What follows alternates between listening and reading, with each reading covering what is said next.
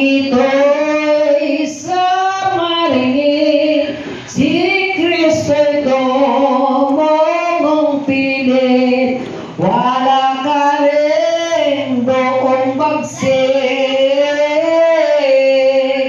na sa'kin magpasakit, kundi magmula sa langit. Itong nagsisisi paghabla